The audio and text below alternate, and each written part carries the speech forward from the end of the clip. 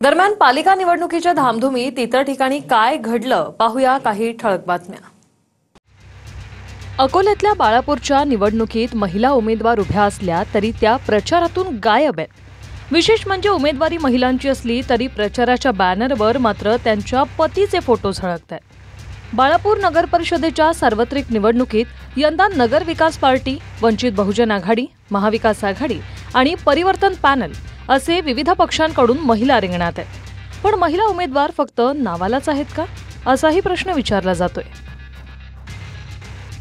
सातारा पालिकेत दोन्ही राजेंच्या विरोधात मवियानं सुवर्णा पाटलांना नगराध्यक्ष पदाची उमेदवार म्हणून पुढे केलं। तिकीट न मिळाल्यानं सुवर्णा पाटील राजेंपासून दूर झाल्यानंतर मविया सोबत गेले आहेत।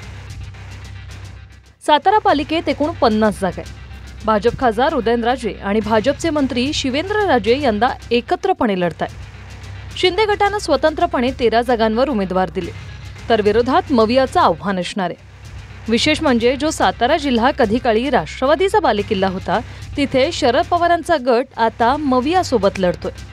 तर सत्तेत असूनही अजित पवारांनी घड्याळ चिन्हावर उमेदवारच दिलेला नाही।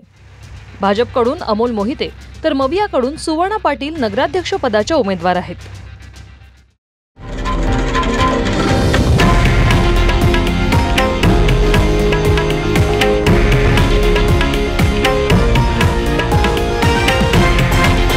हे आहे देशातील नंबर 1 न्यूज नेटवर्क आणि आपण पाहत आहात TV9 मराठी, एकमेव।